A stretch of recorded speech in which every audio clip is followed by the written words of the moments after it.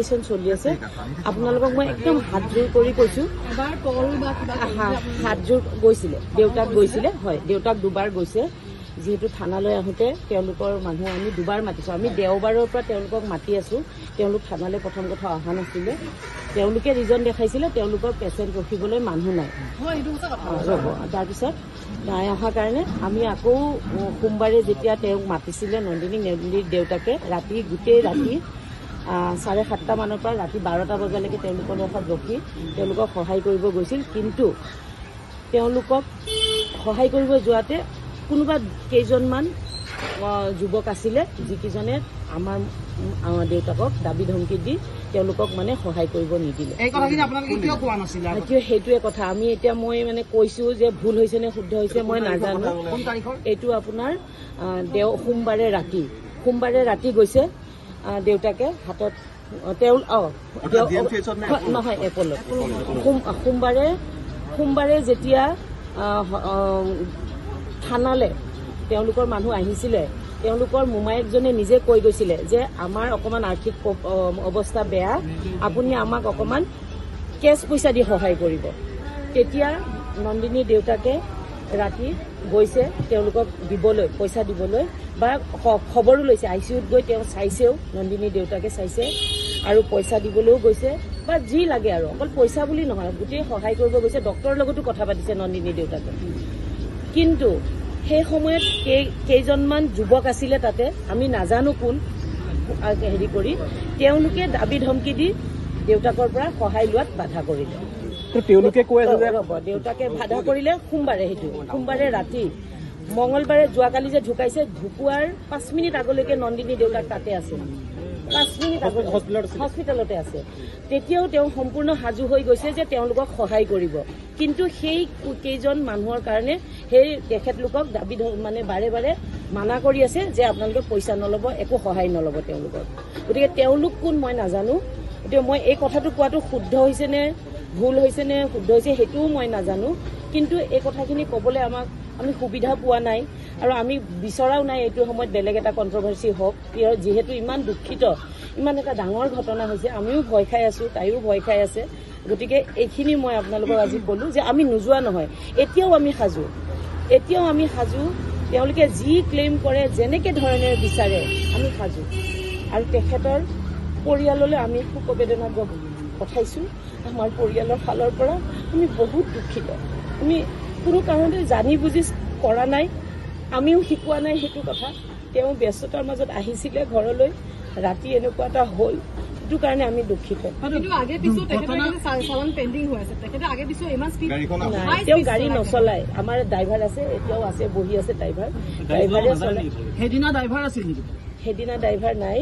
সেইদিনা তাই আহিব লগা হোৱাৰ কাৰণে বেলেগ আৰু গোটেই মানে কিবা এটা কামৰ কাৰণে ড্ৰাইভাৰটোক থৈ আহিছিলে আৰু সেইদিনা তাই আহিছিলে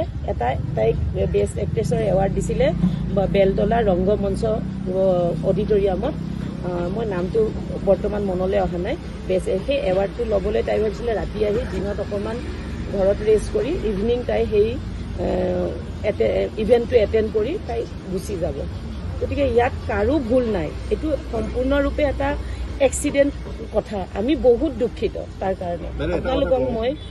মানে হাতজোৰ কৰি কৈছোঁ তেখেতলোকৰ পৰিয়ালৰ লগত আমি সদায় থাকিব বিচাৰিছোঁ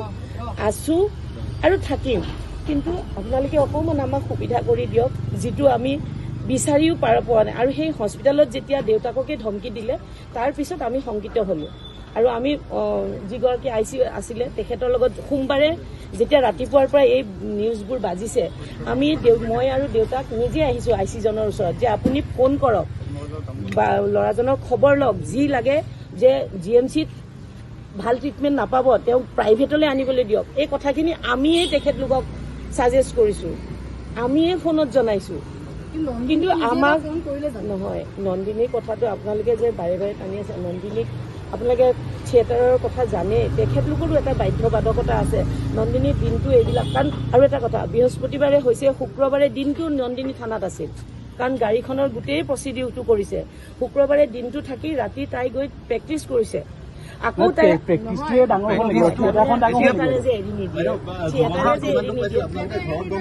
আমি নাই পোৱা ঘৰত নাই পোৱা আৰু যেতিয়া আমি খবৰ লৈছো কিয় লোৱা নাই আমি থানাৰ পৰা পুলিচক ফোন কৰাই খবৰ লৈছো কাৰণ আমি যাব পৰা নাই কাৰণ পৰিস্থিতিটো এনেকুৱা আমিওতো লয় নাই মানে যিটো অৰ্ডাৰ সেইটো আমি ভাঙিব নোখোজো কাৰণ বস্তুটো আমি যোৱাৰ লগে লগে যদি আৰু এটা বেলেগ ধৰণৰ অনাকাংক্ষিত ঘটনা হৈ যায় তাৰ কাৰণেতো আমিয়ে দুখী হম নাই আমাক একো নাই আৰক্ষীয়ে কি আমাক তেনেকে একো কোৱাই নাই কৈছে নাই নে মানে আমি আছো আমি ঠিকে আছে আমি খালি আমি কৈছে আপোনালোকে খবৰ লওক আৰু তেওঁলোকক কিবা সহায় লাগে নেকি তেওঁলোকক মাতি দিয়ক আমাক কিন্তু আৰক্ষীয়েও মাতিছিলে তেওঁলোকে আহিব নোৱাৰিলে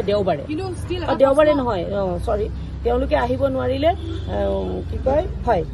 দেওবাৰৰ ৰাতিপুৱাৰ পৰা মিডিয়াত যেতিয়া এইবোৰ বাজিছে তেতিয়াহে আমি ইমান ডাঙৰ ঘটনা বুলি মানে গম পাইছো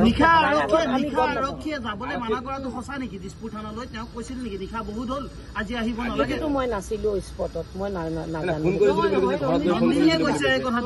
নন্দিনীয়ে ফোন কৰি জনাইছে আমাক পিছদিনা মাতিছে আমি গৈ শুক্ৰবাৰেই তেওঁলোকক গাড়ী চমজাই দিছো শুক্ৰবাৰেই গোটেই বস্তুখিনি MVI ৰিপৰ্ট পৰ্যন্ত আমাক তেওঁলোকে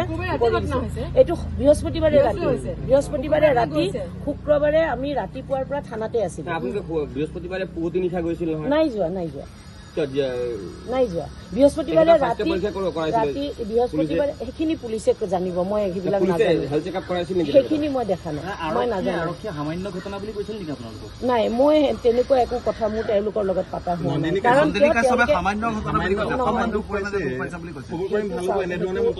এতিয়া কথা কি তাইও ভয় খাইছে তাইও বস্তুটো একো মানে খুব হৰভৰি হৈছে ন বস্তুটো আপোনালোকে দেখিছে চাৰিওফালৰ পৰা প্ৰেছাৰ এটা আহিছে কিন্তু ইমানেই ভয় খাইছে থিয়েটাৰ ৰিহাৰ্চেল কৰিব যাবলৈ পাৰিছে চাওক ৰাতি অহাটো সেইটো এক্সিডেণ্ট কৰিম বুলি অহা নাই গতিকে এক্সিডেণ্টটো হোৱাৰ পিছতহে ভয় খাব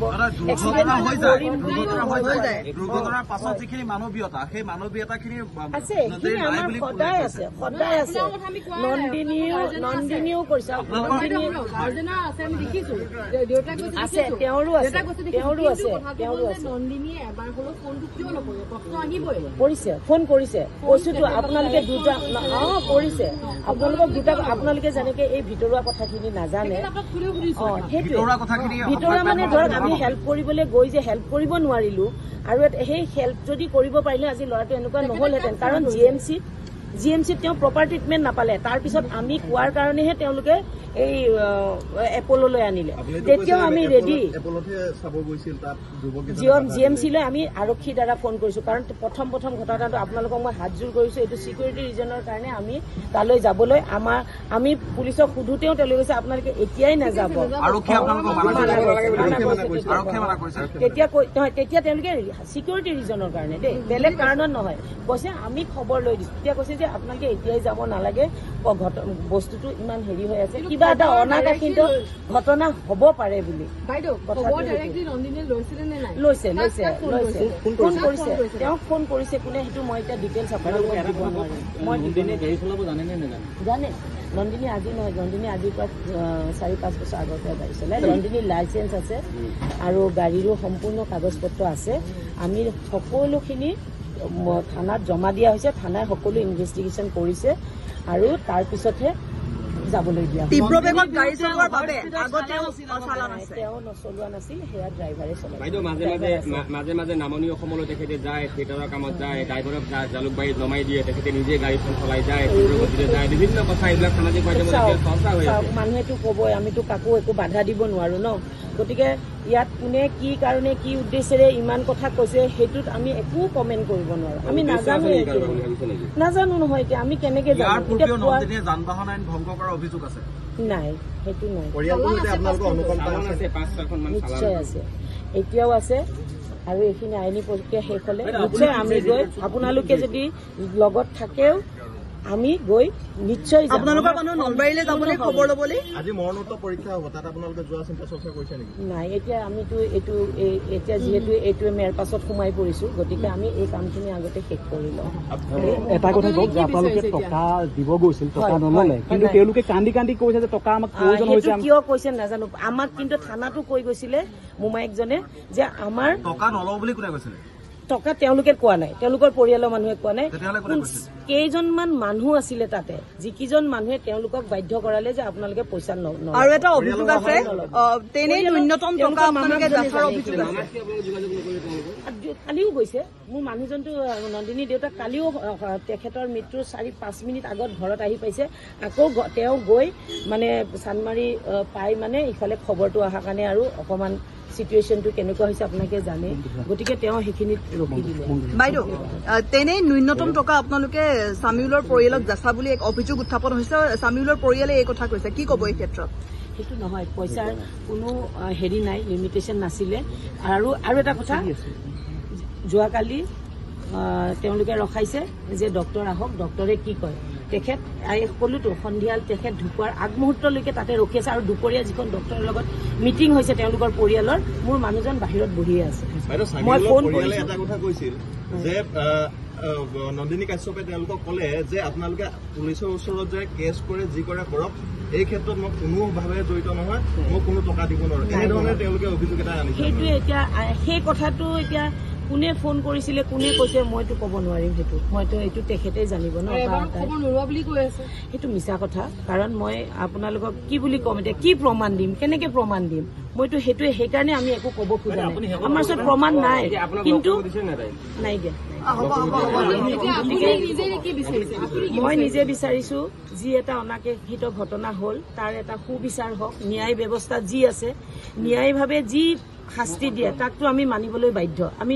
ন্যায়ৰ উৰ্ধত নহয়, হয়নে? যে আমি ন্যায়ালয়ৰ উৰ্ধত আমি কোনোৱেই নহয়, আপোনালোক আমি কোনো নহয়। গতিকে ন্যায় ব্যৱস্থাই ন্যায় কাম কৰক, তেওঁলোকে আমাক যি শাস্তি দিয়ে সেয়া আমি মূৰ পাতি ল'বলৈ সাজু, তাইও সাজু। আৰু লগতে তেখেতলোকৰ যিজন ল'ৰাৰ এনেকুৱা এটা অনাকাংক্ষিত ঘটনা হ'ল, যিটো হ'ব নালাগিছিল, তাৰ কাৰণে আমি দুখিত। আৰু তেখেতলোকৰ ওচৰত এইখিনি শেষ কৰি আমি নিশ্চয় আমি গোটেই পৰিয়ালটো তেওঁলোকৰ ওচৰত আমি উপস্থিত। বাইদেউ, নন্দিনী কাশ্যপৰ যি গা এৰা মন্তব্য আছে, সেই মন্তব্যৰ বিষয়ে সকলো অসমবাসীয়ে বেয়া পাইছে, কি ক'ব?